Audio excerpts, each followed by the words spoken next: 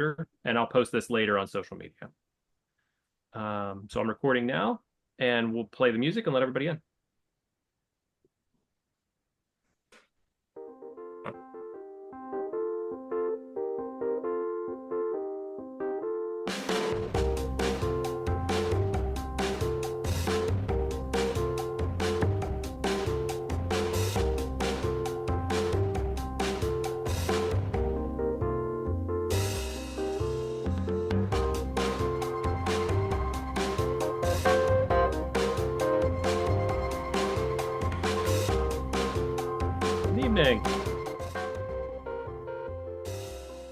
Good evening, everyone.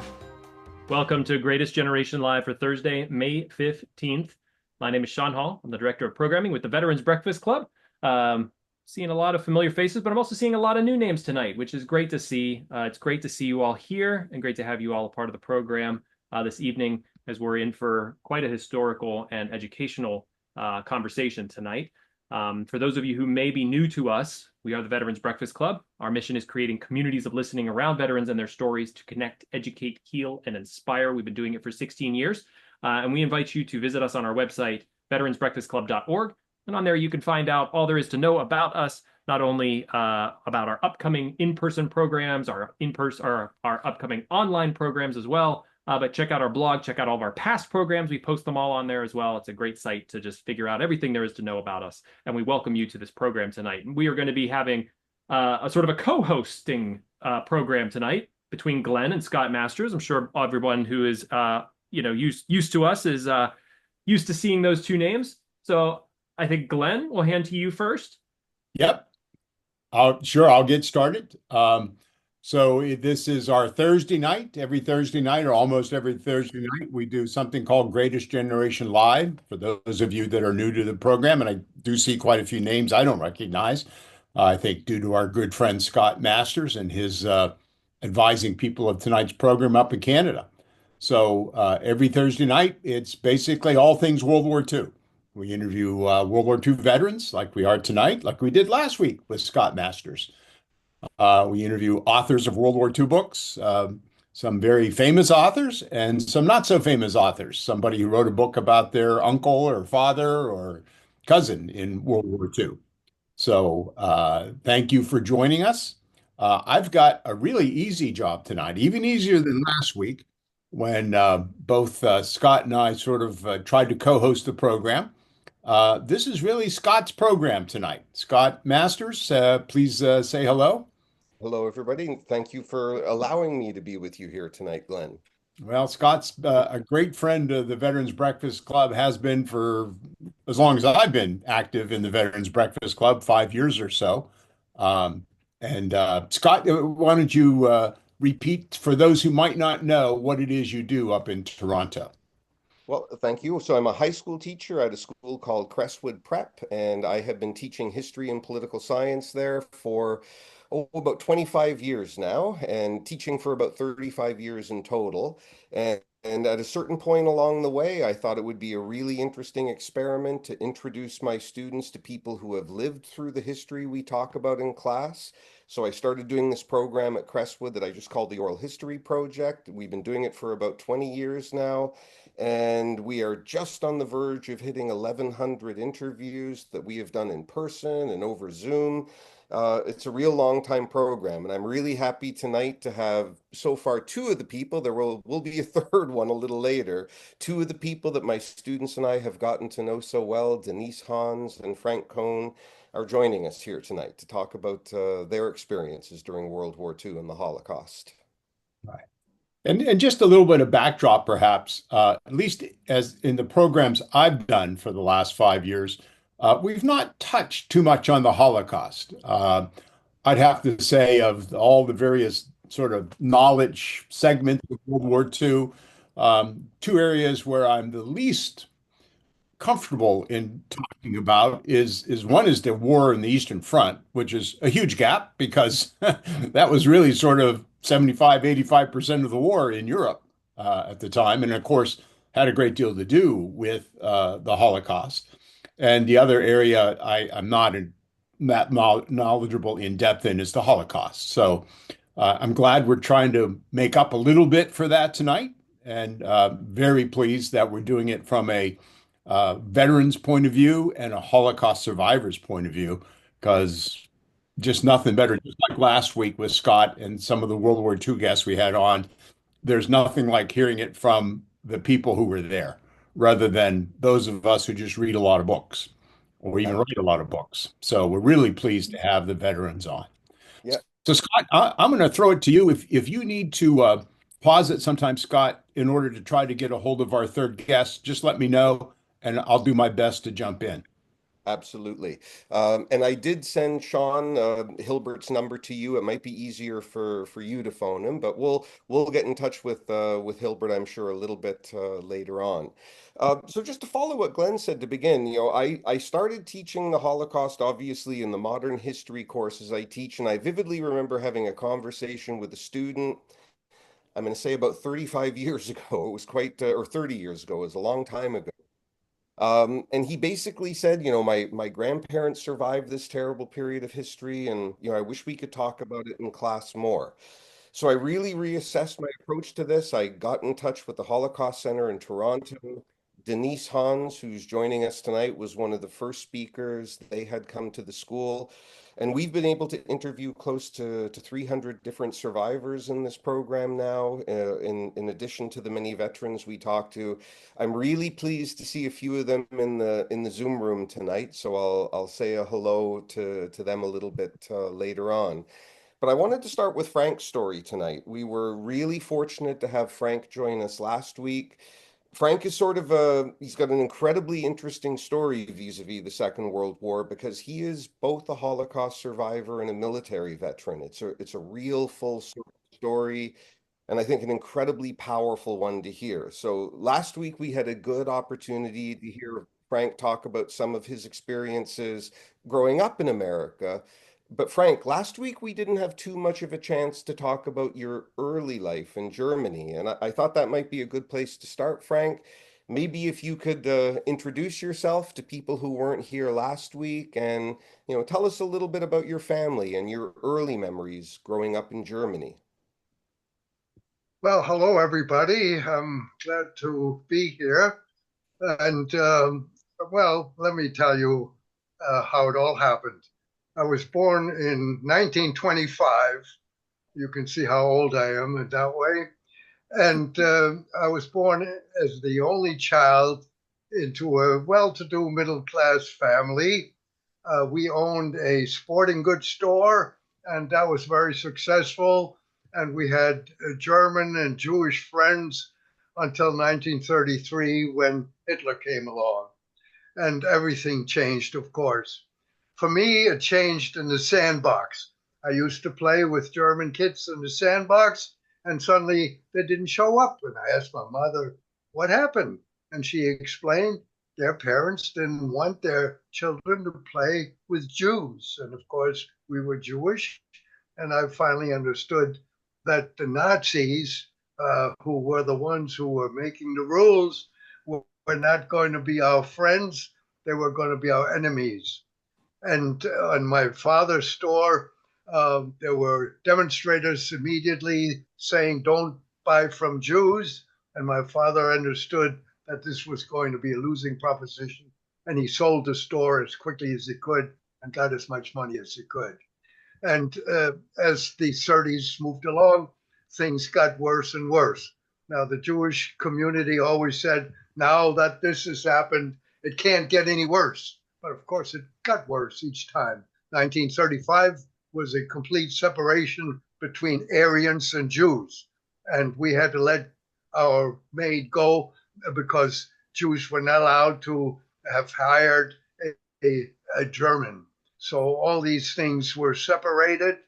And then when we finally hit 1938, which was my 13th birthday, my bar mitzvah, I did that okay. And then my father told me he can't support the family anymore.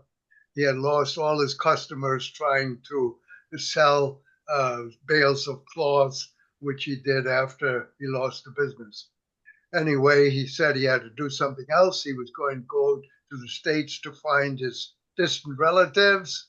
And he did that with a visitor's visa, which meant he could only take out, as a visitor leaving Germany, he could only take one suitcase and 10 marks.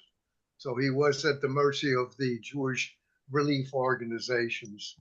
Well, he found his relatives, but because of the Depression, they could not give him an affidavit. An affidavit is the invitation to emigrate to the United States with a proviso that the person or persons who the affidavit was issued to will not become a burden to the government. Well, they didn't have the money, so he had to stay longer. And it was lucky that he stayed longer because thereby he missed the Gestapo that came to our door looking for him. My mother said he was on an international business trip, and she was told he was to report to Gestapo headquarters the minute he came in. My mother recognized what that meant and wrote him, don't come back, you would get arrested and end up in a concentration camp. And then a couple of days later, a British lady came to our door with an official document that said, you have to provide her with a bedroom in your apartment. And my mother took me aside and said, that means she's a Gestapo informant, and you have to be very careful what you say. If we say anything important, we have to go for a walk. A few weeks later, she said, let's go for a walk. I knew something important was going to happen. So when we got outside, she said, shall we go? And I understood immediately what that meant, that we were to flee from Germany. But now that was not an easy question because all my friends were there. I was on a soccer team. I liked my school. I liked the schoolmates, which were in a Jewish private school, and all my relatives were there. But the smartest thing I ever did in my whole life, I said to her, let's go. Because a 13-year-old would want to go, could certainly put a wrench in the whole process and delay the departure. And you'll see in a minute, if the departure had been delayed, we might never have gotten out. My mother got, yes. Let me ask you a couple of questions there, Frank. Sure. Obviously, when all this is going on, you're a very young boy, but when Hitler comes to power in 1933, you were already about 8 years old. Do you remember an event like that? Do you remember your parents talking about it? Oh, absolutely. This was all discussed, and I understood that I was no longer a full-class citizen in Germany, and it didn't feel very comfortable. And every time we went outside, there was always the caution that said, behave, behave, behave, because you didn't want to cause any way of getting attention to us as a Jewish family. So I knew my role in there, and that is why I made the smartest answer in my life when I said, let's go. Okay, and I want to bring a photo up here, Frank. There's one, photograph I remember you sharing with my students, which I found particularly powerful. So let me just go into share screen, Frank, and I will bring that up. Yes, I was in school. In my second grade, I had a teacher that I loved, and he said he was coming back in the third grade. And when he came back in the third grade, you can see him now. He came in full Nazi uniform, and my heart was broken. I'm in the back row, number 6 from the left. And here, this is a few years later. I'll come back to that one in just a moment. Let me stop sharing this. So, Frank, you had mentioned a couple of moments ago that you went to a Jewish school. I take it you went to the Jewish school after this particular experience. Yes, you could see the kids were all getting into their Hitler Youth uniforms and were wearing that. And he kept order in the class, so I had no problem in the class. But afterwards, they started to throw a lot of nasty words at me. And then one time they started to chase me, and I was able, as a very good runner, to evade them. And that's when my parents made me transfer to a Jewish public school. I mean, Jewish private school. And I'm curious in that regard, as a young boy of 8, 9, 10 years old, in the German classrooms at that time, they were starting to introduce workbooks, that talked about Aryans, and they had all these negative stereotypes against Jews. Do you remember seeing any of those kind of workbooks in class at all? Well, of course, the books that were still in order when I was still in the German public school hadn't been changed yet. So I did not see those nasty books. But the newspapers, there were certain papers that were completely anti-Semitic. And all the headlines were headlines about the problems with the Jews. And they were prominently displayed. So even if you didn't buy it, you would see it and you'd see the headline, and I could read the headline and I could know that I am just not wanted in that country. And as all this was going on, you experienced a few years of this before you ended up getting out of Germany. Were your parents pretty open with you about this stuff, Frank, or did they try to shelter you from it, do you think? Well, there's just so much you could do. You really couldn't shelter anybody because it was so prominent all over the place. Graffiti, for example. Every place you went, you saw JKIZ, which meant Jews into concentration camp. Well, I knew what that meant, although I didn't know what's in a camp, but I know nobody wanted to go into the camp. And then ashes came out from the camp to the next of kin where somebody had been prosecuted. So it's there was no way of getting away from it. Incredible.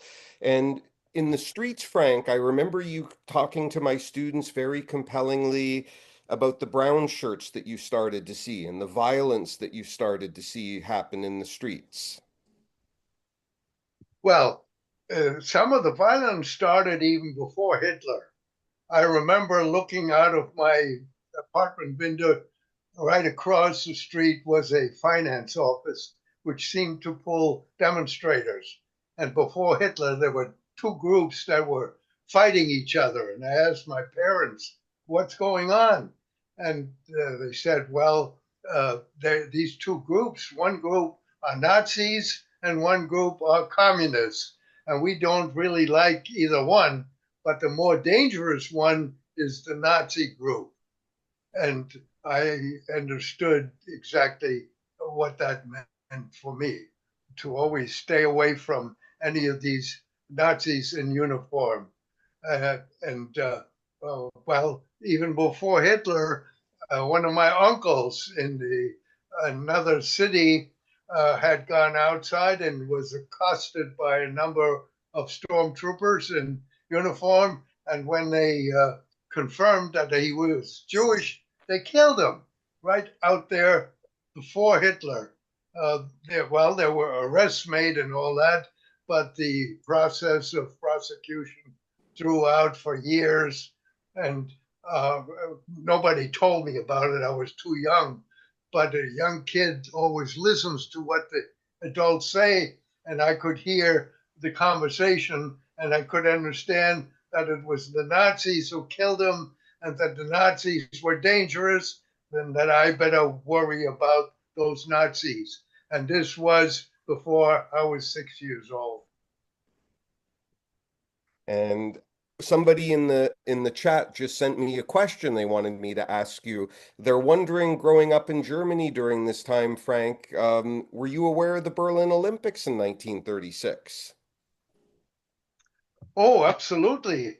We listened on the radio of that, and we were in small Jewish group. you see, we had to stay within Jewish groups. We couldn't do anything else. So we were in the small Jewish groups, and I remember we were cheering for the black runner, Jesse Owens, right? Jesse Owens. And we were really excited when he won, and we were gloating because we knew Hitler was going to be furious about that a German had lost against Jesse Owens. And during this period of time, Frank, especially after 1935, were German Jews required to wear the yellow star, the Star of David, when you were young? No, that came after Kristallnacht, and I never wore a star, so I was not affected by that law. That came after my escape. Okay. And you mentioned Kristallnacht or Kristallnacht there. A lot of people, I'm sure, are aware that that takes place in November of 1938. When did you get out of Germany exactly? Well, I ended up in New York with my mother with a visitor's visa on the 30th of September, 1938. On the 9th of November, 10 days, 11 days later, Kristallnacht. We avoided that. And what's more, the irony was that President Roosevelt issued an executive order that indicated that no one was going to be forced to return to Germany if they were in country, which meant our visas were extended indefinitely and we were saved. So you were very lucky indeed. Now, you left a fair amount of family behind, and we spoke about that last week. Did any other members of your family attempt to get out, or that was just your immediate family? Well, of course, when Kristallnacht came, the headlines in the newspapers told all about it, and we started to worry about our relatives that were still there. Well, some of them were still able to escape if they had made preparations ahead of time. But trying to get out after that, nobody wanted to accept any refugees. And if you were stuck in Germany, the Germans, well, first of all, they put them in concentration camps, and they didn't want to be bothered with them in the camps, so they started to kill methodically people being shoved into gas chambers, and then the evidence was to be nullified by burning the bodies. So they had crematorium as well. So after we didn't know what happened to our relatives during the war, and it was after the war that we finally found out that 11 of our close relatives had perished in the concentration camps in the gas chambers. Okay. And I can see that we have a question in the room from Colin. Colin, do you want to go ahead and ask that yourself? Let me unmute him. I think he's unmuted. Okay. I'm sorry. I might have remuted him. Okay, let me. I got you, Colin. There you go. We got him. Yeah. Hi, Frank. I just wanted to know, while you were in New York, were you aware of the situation with the SS St. Louis, which left Germany loaded with Jews and tried to even land in Cuba, refused, tried to land in Miami, refused, and FDR had put a proclamation through his State Department that he would not allow any more refugees, especially Jews, coming into the country. And I was wondering if you were aware of that at the time. Well, of course, in the Jewish community, all these things were discussed in quite detail. And we understood that Roosevelt was under heavy pressure from the public. The public just did not connect with the Jewish problem, and they didn't want any more immigrants, and they certainly didn't want any Jewish refugees. And we understood that in these groups. For example, I was born in Breslau, and in New York, we had a Breslauer organization of all the Jewish refugees who came from Breslau. there was quite a big group. And these things were all discussed in these groups when they had their meetings. And I was invited, even as a young kid, to participate.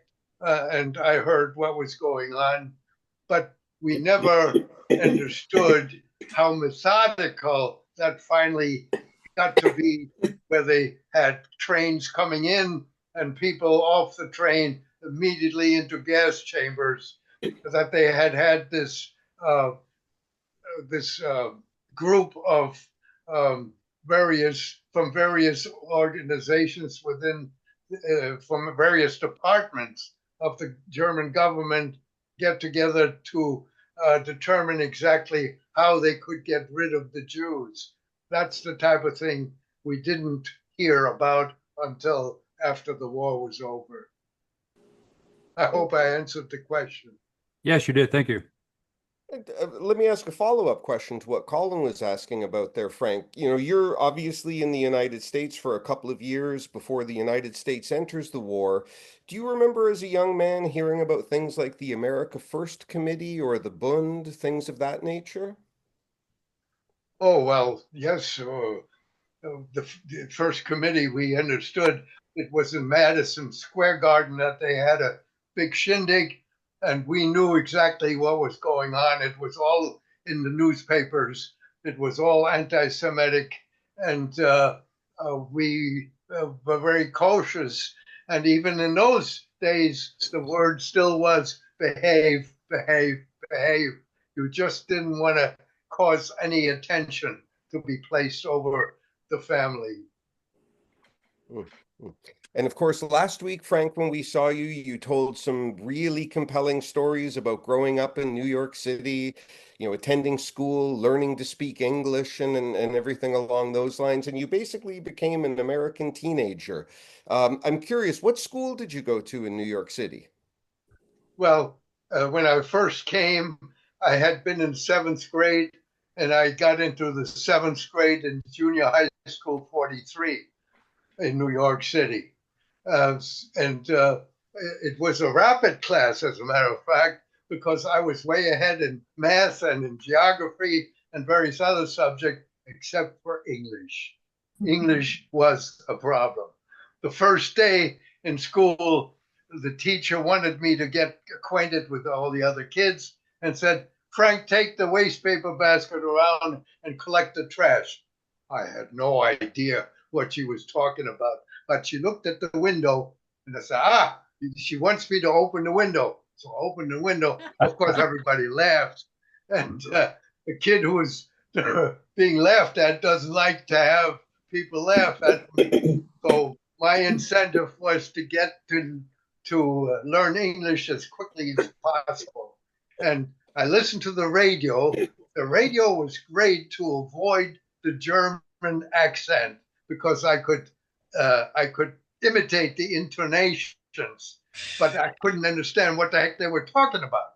But the movies was great because I could see what's going on. I knew what was going on, and that's how I learned English pretty quickly. By the time I had ended up in high school, I was no more an outcast who didn't speak the language. I was able to blend in. But it took a heck of a long while until I got rid of that inferior complex that was developed. The inferiority complex came because in Germany I was second-class citizen, and in New York the kids didn't want to talk to me because I couldn't talk to them. But thank goodness in high school that got alleviated. And Glenn, did you want to ask something there? Well, my understanding, and again, it's not a very in-depth one, is that the U.S., even before we got into the war and then through the war, 1939 through 45, but especially in the pre-war years when it was still possible for Jewish refugees to leave Germany, that the policy in general of the United States was to refuse these refugees. We kind of referenced that with Colin's question about the SS St. Louis. the America First movement was pretty much anti-Semitic. What did you think of that policy? And has your opinion changed any from the time 39, 41, when you were a young man, now to your understanding of what happened after, that you gained after the war? I'm sorry, did it make sense there, Frank, for you? Well, it was an evolving situation. I don't think there was any change, but the ideas evolved as to how badly it was for Jews to get out. It was no problem to get out. The Germans were very happy for any Jew who was leaving. The problem was you couldn't go anyplace. Yeah. They finally found some places in China, for example, in Shanghai. Quite a lot of Jews went there, and it was very difficult for them because the cultures were completely different and the languages were completely different. But they really had no place to go. My mother's second husband escaped to Haiti, and that too, the culture was completely different. So they had difficulties, but all these places were interim places, and they finally ended up in 3 areas, at least my relatives. They had scattered to about 8 different countries, and in the end, they were either Australia or Israel or the United States. Even England, they got out of England. Let me ask my question a little bit better, okay? After the war, as an adult, and you began to understand what had happened with the Holocaust and with the U.S. policy of not admitting as many refugees, did you have any resentment of that policy after the war? Well, it was hard for me to resent anything because the United States saved me and my family. So I could never feel any resentment against the United States. I felt sorry that we could not get more people rescued in the United States. Yes, I was very sorry about that. I would have loved to have my relatives get into the United States, but it just wouldn't work. The people, and I didn't even blame the government per se, because it was a across the board, people didn't want to see refugees in the United States. And I never felt it personally. It was never directed personally, and it was always in the bureaucracy. And I was personally not touched, and I never got resentment, only pity. Thank you. And I should point out, Canada's policy towards admitting Jews during this period of time was equally appalling. There's a famous book written about Canadian immigration policy at the time called "None is Too Many," which is a very infamous phrase that Canada's prime minister from the time used. So this was a big issue in many places.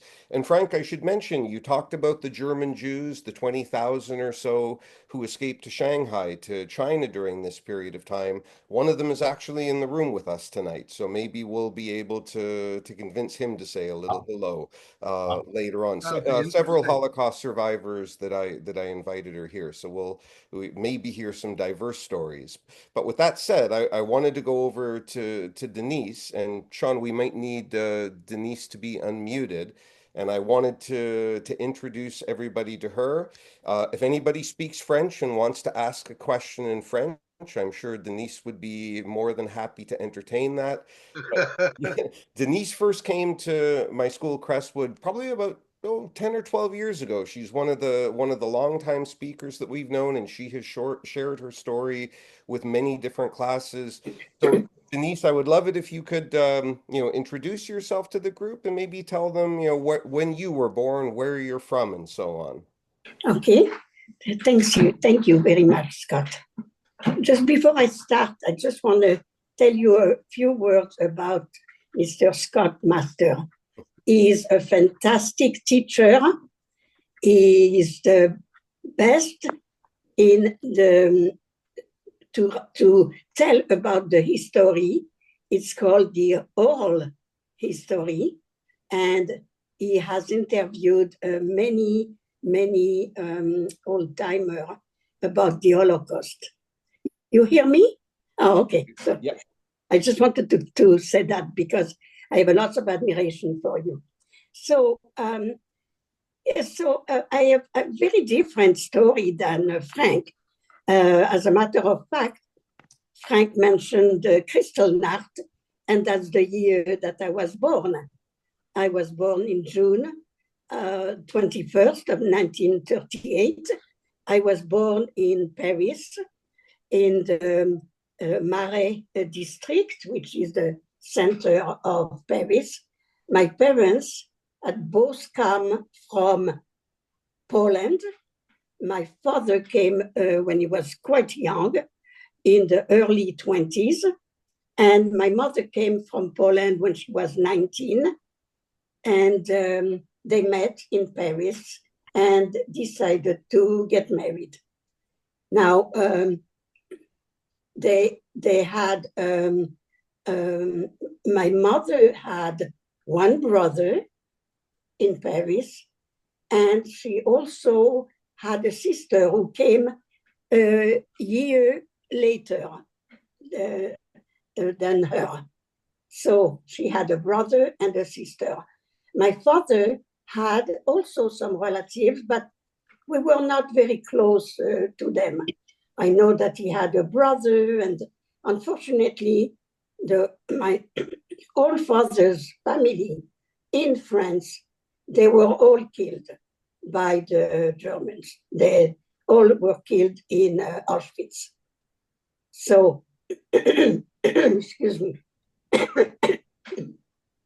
So, what else you want me to tell you? That my father had a little factory. He was making cups, and he was bringing home work. And my mother would put visors in. She would put some mica, which was a plastic thing inside the visor, and she would finish that work. So in 1938, when I was born, there was already 3 children born before me. There was 1 sister and 2 brothers, and I am the number 4. At the beginning of the war in 19... Yes. I'm all right. Go ahead, Denise. Yes, okay. So I was a little bit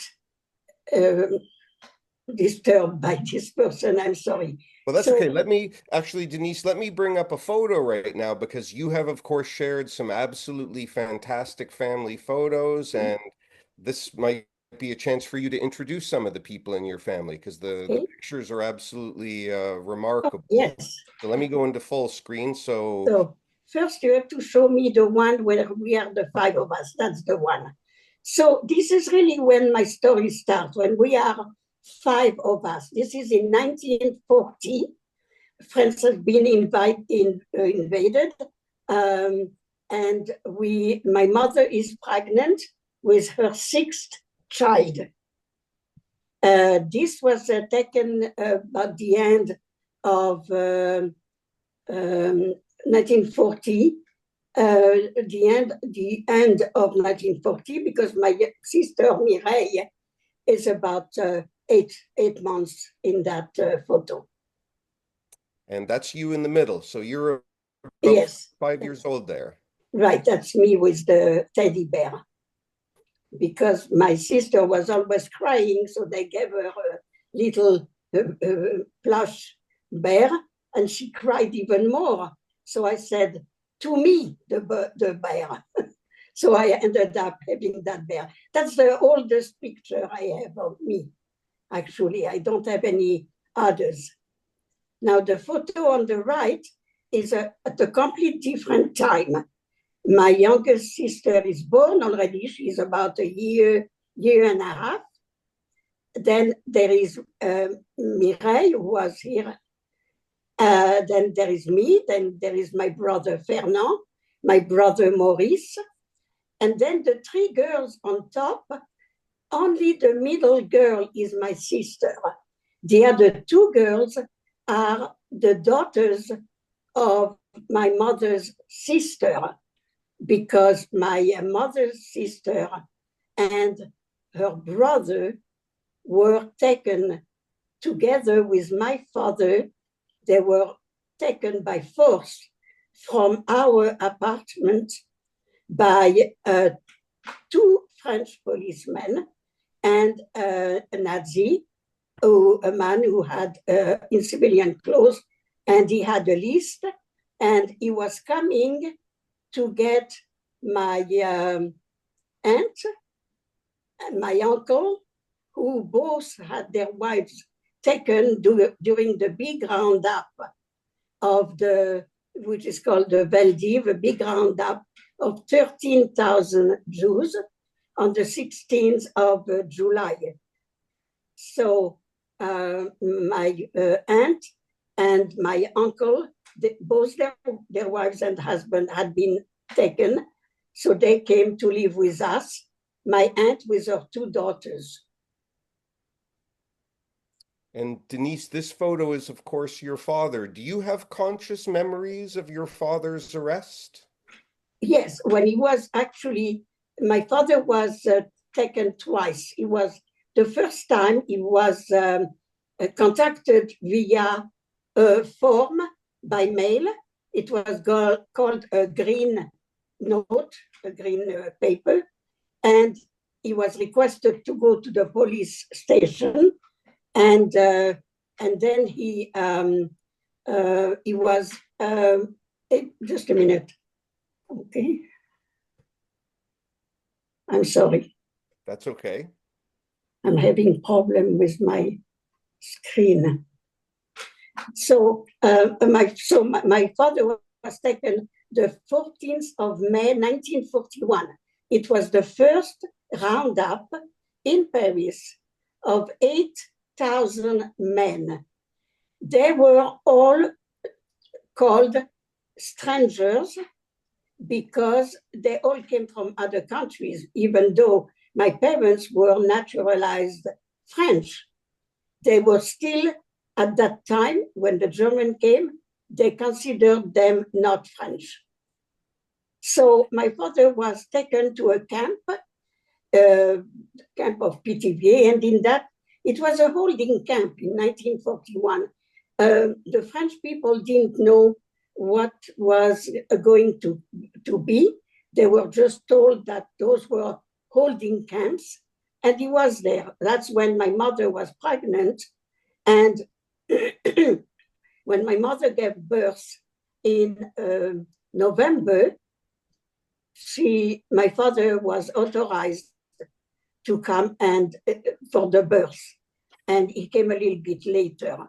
But after he came, he didn't want to go back to that camp. So every time that his pass was at the end of it, he had to go back to Pithiviers, to that holding camp. So my mother would go with all of us, the six of us. She would go to Orleans, to the Gestapo, in charge of those affairs, and ask for an extension to the pass. And that was going on for a few times. We had some few times. And I remember very clearly the last time, because we are all in the office of the German. My mother is pleading with him to give us an extension. And he says, no, your husband has to go back to Pithiviers. You have had enough extensions. So my mother is pleading and is adamant. He's very nervous. He's not very happy that day. And when he started to yell, the baby started to cry.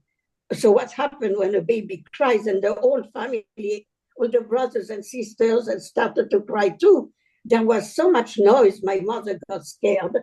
So she started to push the children out of the door. But when she came in front of the German's desk, she took the baby, she put her on the desk, and she said, without my husband, I cannot feed that child. So you take care of her. And the soldier was so shocked by this action that very quickly he signed extension to the pass. So that I remember very clearly. And after that pass, my father didn't want anywhere to go back to Pithiviers, so he went to hide in a small room in another building. But when there was the roundup of the Veldiv that I mentioned before, he was very lonely in that room, no electricity, no washroom, no toilet, no electricity, nothing. So he was very lonely. He decided to come back to our apartment. And like I said before, my aunt and uncle as well came to live in our apartment. So we were living in a very small apartment, and we were 4 adults and 8 children. So I remember this very clearly because I am small. I am only 42, I'm 4 years old. And I remember that very clearly because I couldn't call my father tate or daddy or father, because we said he is a friend, not to alert the neighbors. And so it's a big difference between saying tate or saying monsieur, which is quite very far. So I lost the contact, the tactile feeling vis-a-vis my father. So it was a very sad time for me, anyway, as a 4 years old. I didn't wear the Star of David on my coat, but my brother, who was young, who was just 3 years older than me, he did. He wore, everyone did. You had to be 6 years old in 1940 in order to wear the star. So. And let me bring up a photo because I recall you're sharing a photo with me in years past. Let me just do share screen here. And if I remember correctly, the boy in the middle, you can see him wearing the star. Yes, so he was my uncle's son. He had been taken on that roundup of the Veldiv. So you can see that he has the Jewish star. He was 10 years old. And the other photo that you see on the right, that was a photo taken in 1943. So it was after my father, my aunt and uncle were already taken from our apartment. And I call that, that photo, it's a big deception by the German because they forced the Jews to have those photos taken at their expense, of course, so that they pretended to send them to the prisoner in Germany. But we know for sure that in 1942, when my aunt, my uncle, and my father were taken, 3 days later, they were sent to Drancy, and from Drancy, that was the last camp, they went to Auschwitz on the 16th of September. As soon as they arrived in Auschwitz, my aunt and uncle were gassed immediately. So in 1943, the fact that my 2 cousins are in that picture means that their parents were already dead. So my mother was left with her 6 children, her 2 nieces in September. It was the 13th when they were taken, and she was left all alone with all those. She was not yet 32 years old.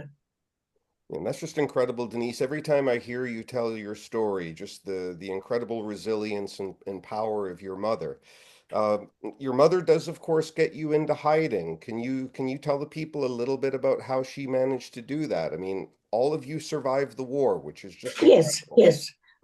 The 8 of us, we survived the war. She was looking everywhere where she could find us a place. And she contacted a Jewish organization called the OSE, O-S-E, which is Œuvre de Secours aux Enfants, specializing in children's group, Jewish group. There was another organization called the UGIF, which was it was the Nazis who were looking at this. Oops, I'm sorry. I did something again that I shouldn't have done. Are you able to hear us okay still, Denise? Yeah, just a minute. I will go there. Okay. So, yes, so that organization, the UGIF, it was the Nazis that were looking over that organization. And when the trains were not full, the convoy had to be 1,000 people. When they were missing some people, they would go to that GIF organization and pick up children to put them in the train so that they have at least 1,000. So my mother didn't want that organization. She went to the other one, and the other one, they found a place for us, for the 8 of us, which was really something unbelievable, because the 8 of us, it's very hard to send, to hide. So we went by train, and just before we were going by train, my mother wanted to make sure that we have eaten. So she would give us each one a raw egg.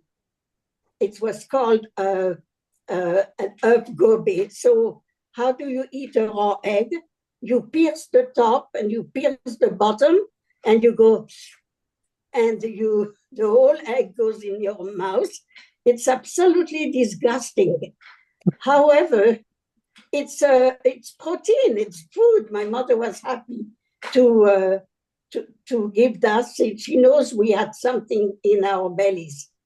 So, and we would take the train and go to a place. The first place we went, we were not very happy there, because the people wanted us for the grid, because 8 new people, okay, they risked their lives to hide us, but it was a farm, and we were cheap labor, and also we had all the coupons for food, clothes, medication, all those coupons that the government gave. So that farmer was very happy to have them. And then one day, my mother wanted to see her baby, so she asked a neighbor to go by car to see us, and to bring back the oldest cousin, Cecile, and the baby. So they both come to Paris, and we were very hungry in that place. We really were not happy at all. It was not a good place. So how did she find out that we were hungry? So my mother gives the baby, when they came back to Paris for a visit, she gave them a glass of milk and some cookies. And some crumbs fell on the floor, and the baby went flat on her stomach and licked all the crumbs that had fallen on the floor. So my mother was horrified to see that. So soon after that, we the whole group came back to Paris, where she had to contact again the OSE. And then this time, we were all separated. We were in different places.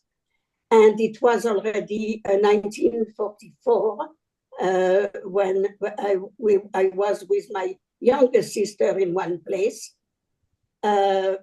And I remember because May was when the Allies landed in Normandy. So the Americans started to move from the beach, because I know exactly where it is. So they were going closer to France, and they passed through the village where I was hidden. And I was in that place with the daughter of the guardian. And we were in the place, there were lots of people, and there was a big tank, and there were some soldiers on the tank, but I am small, I am 6 years old at that time. And the soldier started to send pieces of silver paper, and they were chewing gum. They were the Lingsley, those flat chewing gum. So that was my first time that I had chewing gum like this, because you know how we made our own chewing gum. You will never guess how we did that. After the wheat was cut, there was always some wheat left in the field.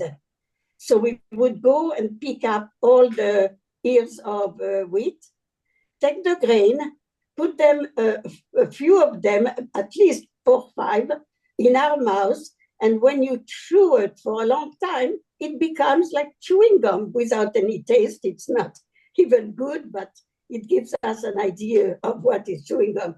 So that piece of chewing gum that the soldier threw was so good. I can almost feel the touch and the smell of that. Oh, that was a nice episode. Absolutely fantastic. But it was not the end of the war, because for the Jews, they were still very, very persecuted.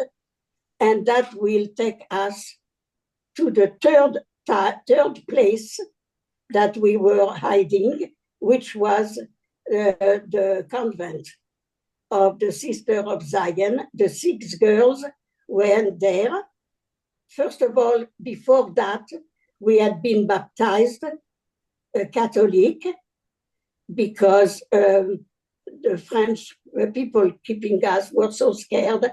So they asked my mother if we could be baptized. And she said, as long as the children will stay alive, do what is best for them.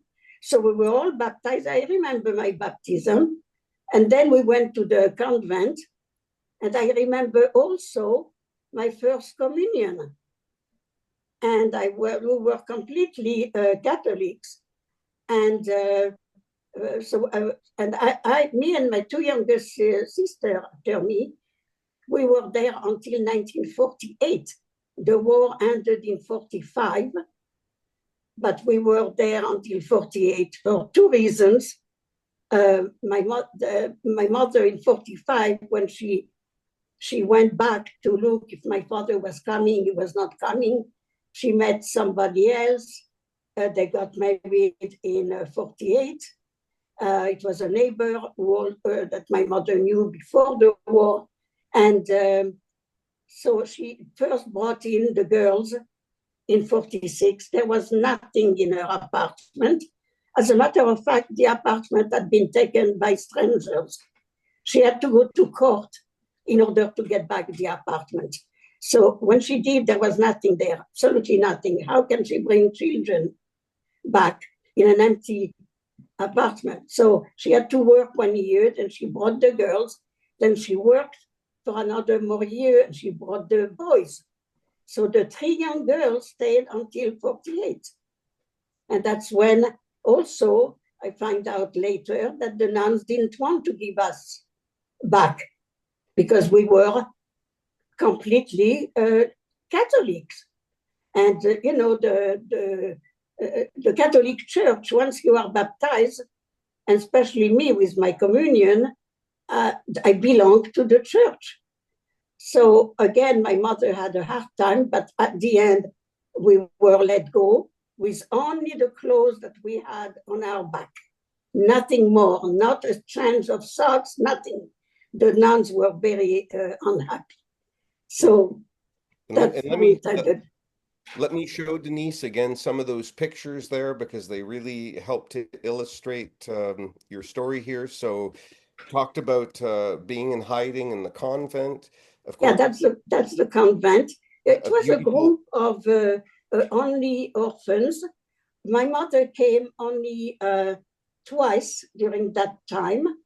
And I remember little details. Well, the nuns, it was a very intellectual order of nuns. They had a boarding school for extremely rich people, something like what Mr. Masters' school is. It was very private, but it was also a boarding school. So the nuns, they didn't want us to be taught by them. We didn't have any money. So they sent us to the village to be taught. So, but I remember Christmas there, and that's the photo where you see we all have little dolls that we received. And all in all, we received a good education in the convent. Absolutely. And a beautiful photo of your mother, and of course, the 6 surviving siblings a few years later. Right. So, Denise, I do have actually somebody special in the room. I have a couple of special people in the room, but one of them happens to be an ex-student of mine who would have met you a couple of years ago, and he has a question he wants to ask. So, James, you want to go ahead and ask Denise that question?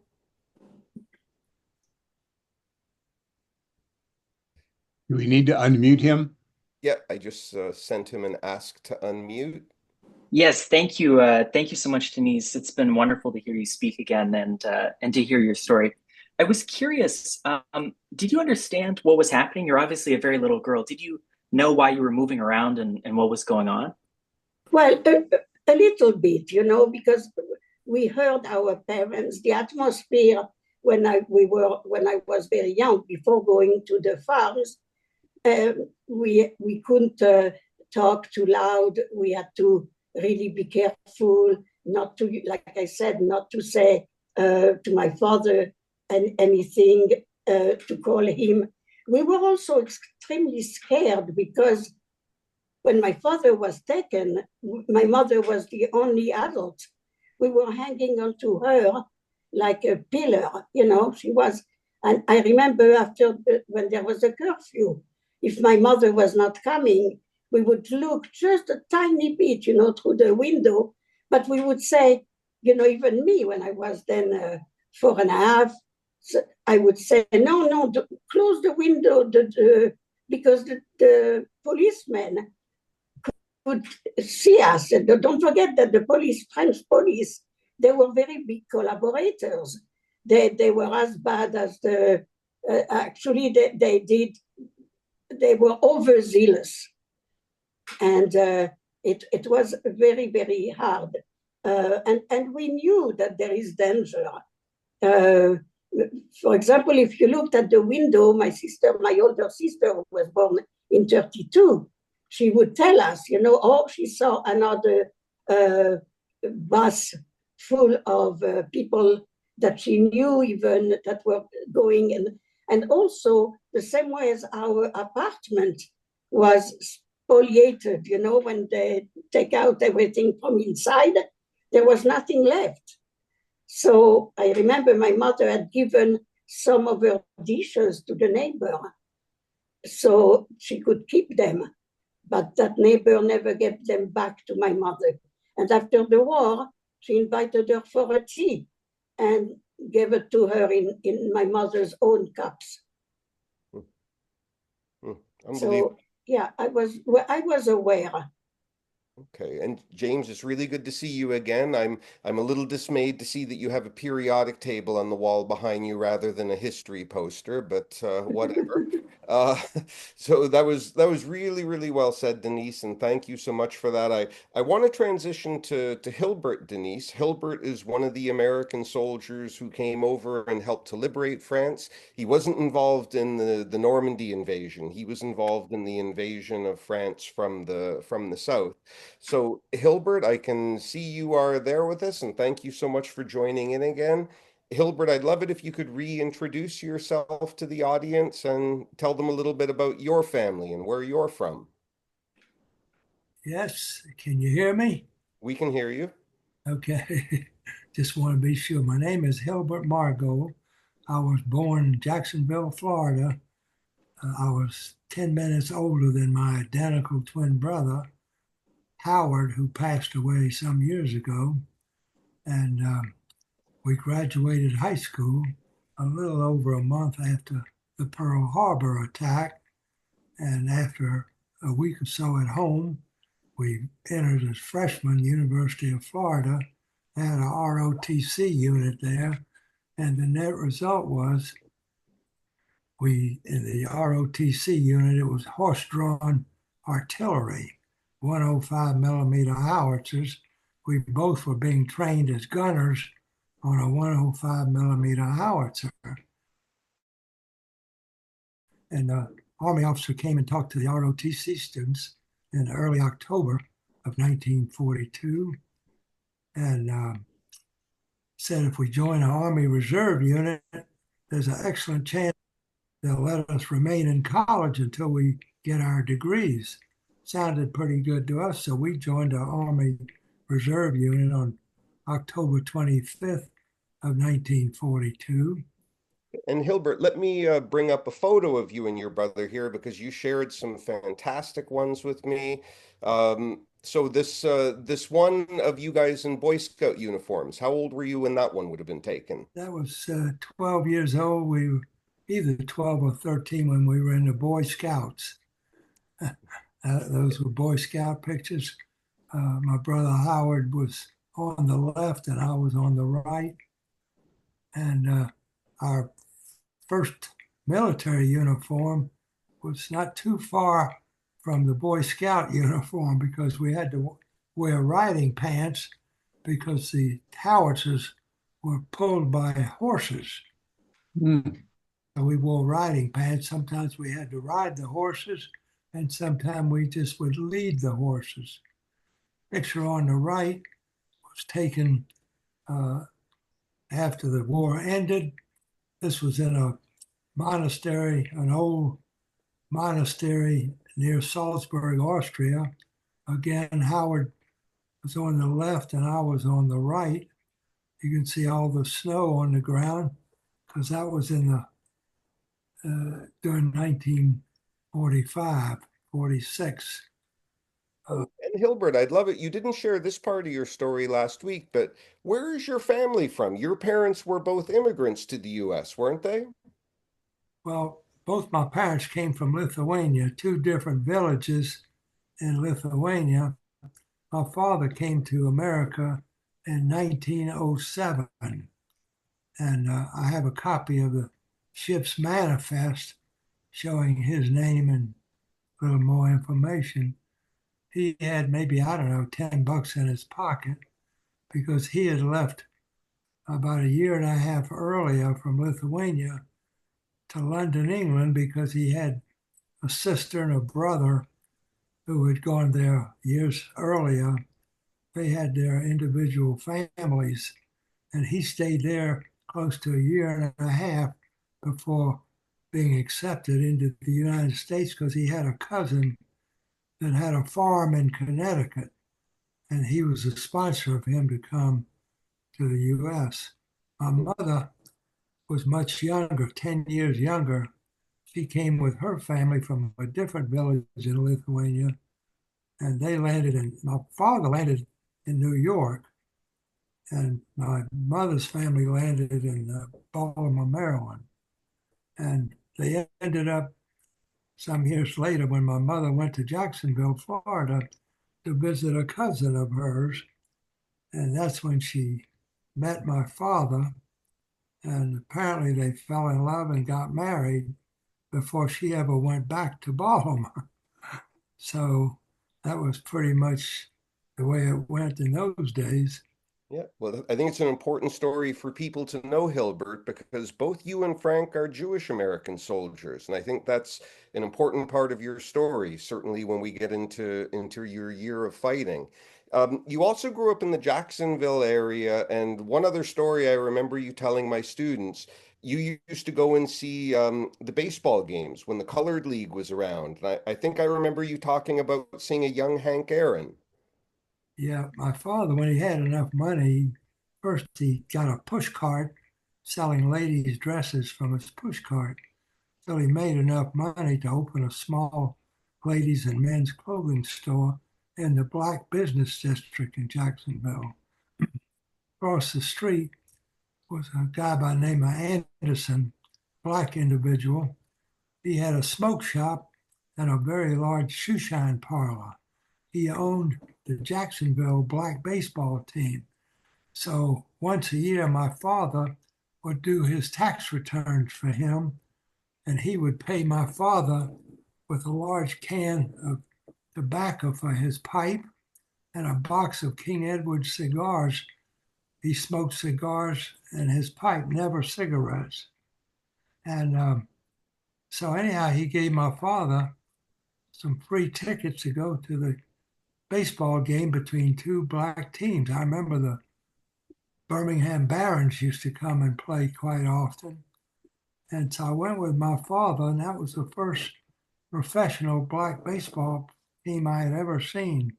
My father from Lithuania knew nothing about baseball, but after going to some games, he became a baseball fan. And so I followed baseball, the white team, and I remember many years later, when I was older, Henry Aaron, who played in the major leagues for the Milwaukee Braves and then ended up in Atlanta for the Atlanta Braves baseball team. But when he played for the Jacksonville team, he was an 18-year-old second baseman. We used to admire watching him use his wrist power to hit home runs. And then when they sent him up to the major leagues, that's when they changed him to the outfield. That was pretty much it. Yeah, I remember that story. That was well told the first time I heard it. And Hilbert, for the people who didn't get a chance to meet you last week, how old are you now? 101. In February of next year, I'll be 102. Well, we'll be sure to send you a card when the time comes. Now, Sean, I should hand over to you for a moment. I know you have to do the station break. I'm doing my best to follow the chat. I can see there are lots and lots of comments coming in. Definitely lively chat tonight. Thank you all for doing that and for keeping us going here. Scott, masterful job as usual. I just want to let everybody know that we are the Veterans Breakfast Club, and our mission is creating communities of listening around veterans and their stories to connect, educate, heal, and inspire. And my PowerPoint here, we just want to thank our sponsor, UPMC for Life. They've been with us for quite some time. We appreciate everything they do. They have advantage plans made by veterans for veterans. You can check out all the plan options by visiting that website there, upmchealthplan.com/Medicare. I'm going to scroll down here to our VBC magazine. It is free quarterly, and if you'd like to get one, please just send us your address. If you don't get it right now, just because we don't have your address, you can send that to Sean, SHAUN, at veteransbreakfastclub.org, and we will make sure to get you on the mailing list. And currently, this is the current issue right now. This will be, we'll have our next issue, the summer issue, coming out probably in the next month or so. So definitely get that address in so that you can get on the mailing list. Again, it's a free quarterly magazine. We have a veteran voice coming up on Monday night. That'll be Harry Kantrovich and Doc Norton. They'll be joining Todd and I Monday night. And then next Thursday night, it will not be Glenn hosting. It will be Trey Berman. Trey is a young guy who recently got into the Naval Academy. He's been following us for quite some time. He's a historian in his own right and knows a ton about Liberty ships. He's very excited to lead this conversation next Thursday about World War II Liberty ships. Make sure you tune in and support him. There's going to be a lot of great information, wonderful, historic, and fun programs lined up for you guys coming up. It just so happened my brother and I both came home on a Liberty ship from Bremerhaven, Germany, well after the war ended, because we served in the Army of Occupation in Austria for 9 months. And but we came home on the USS Madagascar. We called it the Mad Madagascar, Liberty ship. Well, you'll have to tune in next week, Hilbert, and give Trey a review of what your experiences were like on that ship. Yeah. So last week, obviously, you joined us, Hilbert, and you gave an absolutely fantastic talk about, your role in the 42nd Division and eventually the liberation of Dachau itself. So I want to bring up an image here just to give people a sense of things. But I always like when I'm looking at the history of the war in different American divisions, it's absolutely fascinating to look up these route maps. So where you come into Paris is in the south, of course, down around the city of Marseille. You weren't involved in the initial invasion, though, were you, Hilbert? We were. What happened when the Battle of the Bulge broke out? They took our 3 infantry regiments from the division and rushed them over as fast as they could get them over there. And they got over there the last 2 days of the Battle of the Bulge. And then, since the rest of the division was packed up and shipping on the way, they put them in what they said was a quiet area. Well, they didn't know it. Intelligence didn't know, but Hitler decided to make one last thrust forward in that so-called quiet area. So when we arrived at Marseille in January the 10th, 11th, 12th, we had to go on maneuvers in the French countryside north of Marseille because they had a number of killed, captured, and wounded. So they had to get re-emplacements. So we had to go on maneuvers around the French countryside. So the replacements, a lot of them were fresh out of basic training, had to be trained. So that was lucky for the rest of the division because it just delayed us going into combat a little earlier. But the rest of that map is what we experienced. And let me bring up a picture of you from this time period. Let me just transition over there. So I think this is a photo of you and your howitzer, and this is a picture of you as well, right? Yeah, I'm on the left as a gunner on a 105 millimeter howitzer, and my twin brother Howard. It just so happened when we were near Nuremberg, a suburb of Nuremberg, there was a German air base, and that was our unit to capture that air base. The Germans had all left, and most of the planes left were battered and damaged. Howard went into one of the buildings at the air base. He saw a stack of white silk German parachutes. He had his bayonet handy, so he cut off a nice piece of fabric and made himself a neck scarf. I didn't see him for a couple of days, but when I did, and I saw the neck scarf, I asked him where'd he get it from, and he told me. And I said, well, where's mine? He didn't make one for me, just himself. So-called brotherly love. But that was... And of course, as you guys are moving into Germany, eventually in the vicinity of Munich, you come upon the Dachau concentration camp. And you told some of this story last week, but not everybody was here last week, Hilbert.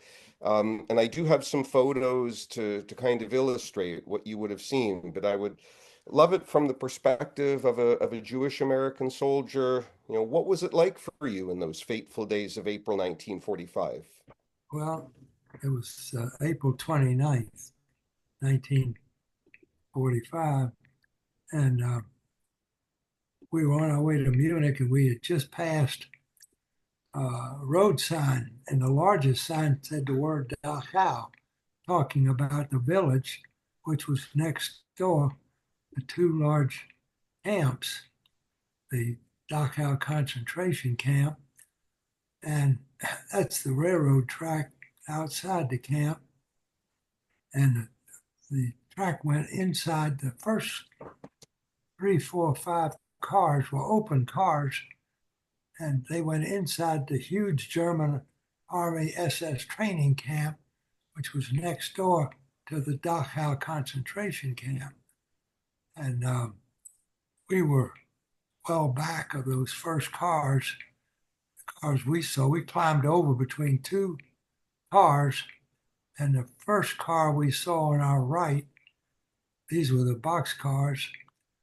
One of the 4 or 5 rail cars, the doors had been slid open.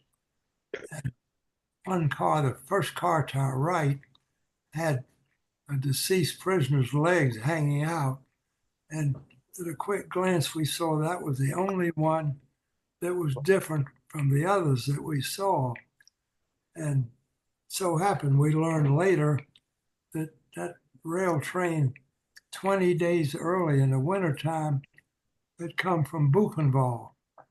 The Germans put about 2,500 Jewish prisoners in those rail boxcars, packed them in like sardines, gave them some raw potatoes, a loaf of black bread for each card, and that was pretty much. They had each rail car had a porcelain pot. That was the bathroom, and of course, they had a lot of cracks in the sides of the rail cars, so some of them just died of malnutrition and cold the 20 days it took to get from Buchenwald to Dachau.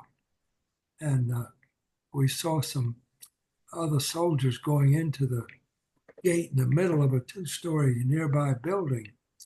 And we just followed them in. And first thing we saw were dead bodies stacked like cordwood in different areas. And the difference was between the prisoners in the boxcars, who were all fully clothed. These prisoners were stacked like cordwood, and they were all no clothing whatsoever. We didn't understand what we were seeing because we just didn't know that at the time, that the day before, a Swiss representative came from the Swiss Red Cross in Switzerland, spoke to the commanding SS officer and said the American army was coming close. He could keep his men there and fight against overwhelming odds, but they suggested he arrange for peaceful surrender of the camp on the 29th, save a lot of lives. So he said, okay, that's what we're going to do. I'm going to take all my SS men except one junior lieutenant to stay with a white flag as surrender, and I'll take the rest of them and all but about 50 young German soldiers, Wehrmacht, and leave here, and we'll go to defend Munich, which he was totally lying, because we learned later his idea was to end up in the Austrian Alps and have about 2,000 Jewish prisoners as spot labor, plus with his SS officers as well and some German soldiers. And I learned a lot about that march from one of the survivors when I was at Dachau at the 70th anniversary of the liberation. And but when we were looking at what we were seeing, we just didn't understand. We didn't know until some time later that in the barracks was 32,000 prisoners, and a high percentage of them were ill with very ill lice-borne disease. And the Germans had nothing to kill the lice.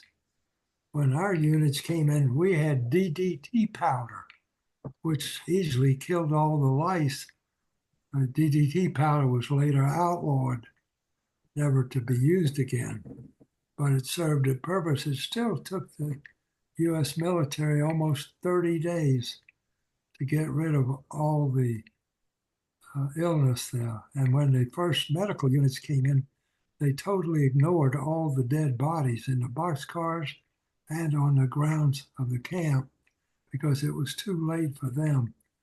They administered to the prisoners that were near death. And one of them that I met when I was over there, I was sitting in a wheelchair. My son was pushing me on a Sunday morning, and two ladies came towards us. The younger lady introduced the elderly lady as her mother and said she was a survivor from Dachau. I asked her the same question I asked the other survivors I met. Where were you at and what were you doing early the morning of April 29th, 1945? Well, she said she was so ill with typhus, she didn't know what was going on inside the barracks or outside the barracks. Then she leaned over and kissed me on both cheeks and said, if you guys were 2 or 3 days later, I wouldn't be here. Very emotional for me. I spoke to some other survivors also, got different stories. Some were similar, some were a little different, but it was quite an interesting experience. In fact, I told Let me ask in that regard, Hilbert. I'm curious, with your parents' background, did you speak Yiddish? Like, what language were you speaking to the prisoners in? What was that again, Scott? Did you speak Yiddish because of your parents' background? What language did you speak to the prisoners in? Well, we didn't see any prisoners when we were in the camp originally because they were all in the barracks and they were told to stay in the barracks. We were there early that Sunday morning. The official surrender took place about 2:30 that afternoon. By that time, we were on our way to Munich. And let me show a few photos here, and maybe you can describe some of what we're looking at. These are, very, very famous images of the liberation of Dachau. Did you have the opportunity to witness any of this, Hilbert? No, the picture on our left, that was a 2-story building. There were SS officers, and in the center you see what looks like a gate. You can't see it here. We went through that gate, and on that gate it had the famous German words, Arbeit macht frei, work makes you free. And the other pictures were taken well after we left because the prisoners didn't come out of the barracks until the actual surrender took place, as I said, about 2:30 that afternoon. I can tell you another thing. I've read stories where they claim that some of the prisoners took the rifles from the infantry guys of the 42nd and used them to shoot some of the German soldiers. As far as I'm concerned, that was totally false because there were no German soldiers left there because when the 45th Division, who was always to our left in combat, they came in to the huge German Army SS training camp next door. They never came, any of their soldiers that came into the concentration camp came in some days later, maybe 2, 3, 4, 5 days later, and all the dead bodies were still like they were when we saw them because they were gone.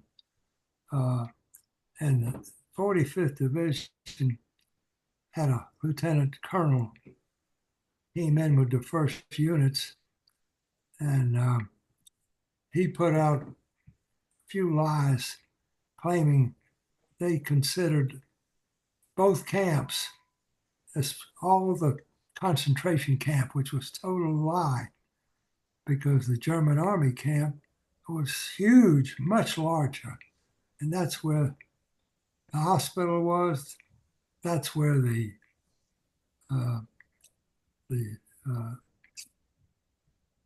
room where the prisoners had to take off their clothing. A shower, which turned out to be a gas chamber, and then the ovens. And that's why the deceased bodies were stacked like cordwood, because months earlier the Germans had run out of coal. Without coal, they could not operate the ovens. So that's why they just left those dead bodies there when they pulled out. But all that was in the German army camp, not in the concentration camp. Absolutely.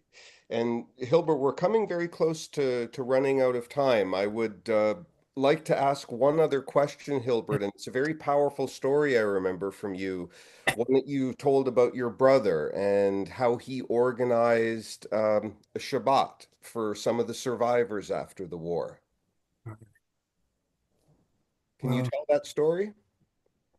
Well, if you're talking about the Passover Seder, yes, that was during combat.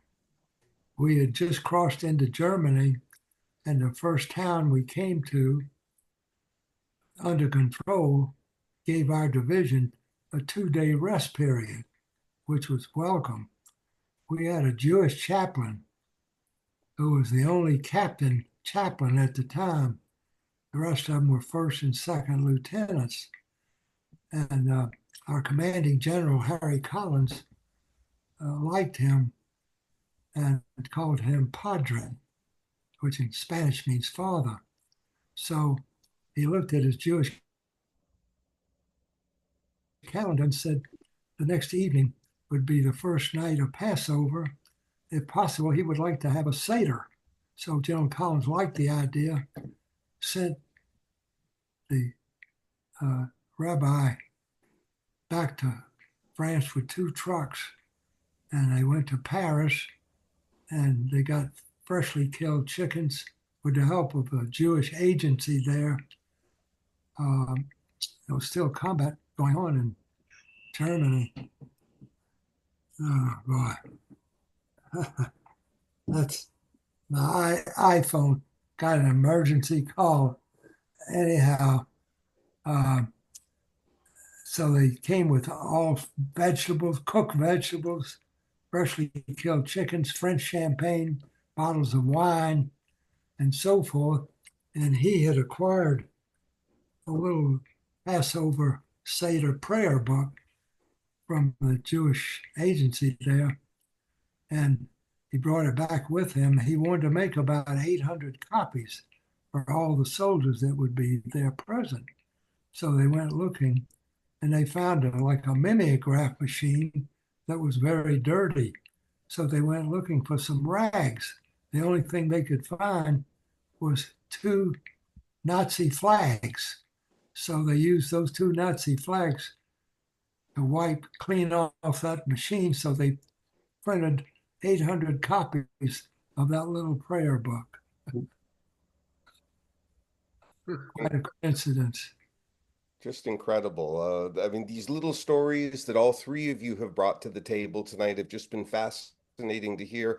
And this is what I love doing with my students all the time. We can always read about the broad scope of history and those big events, but hearing these little individual stories for me just adds an awful lot of color to things. So I wanted to thank the 3 of you, Denise, Hilbert, and Frank, for joining in with us again. This has been absolutely fantastic to listen to. I was very pleased to see several other Holocaust survivors in the room, so I wanted to thank John Columby, Judy Schachter, and Robert Rattoni for joining in. It was really great to see you guys, and I know we didn't have time, Sean, to get to all the questions, but I think that's what happens when you have 3 speakers who are just so wonderful. I might add, I'm going May 30th, I'm going back to Normandy again. And when I get back from there on June the 9th, exactly 2 weeks later, I'm going to an all-paid trip to Germany. So I've been invited to come there they're going 2 days in Munich sightseeing, then they go into Dachau concentration camp. That's why they invited me, and my son is going with me. All expenses paid for both of us. Gilbert, I did ask if I could carry your bags last week. I haven't heard from you, but if you need someone to carry your bags, I'm available. We do need to wrap up, Scott. This has been just tremendous. Thank you.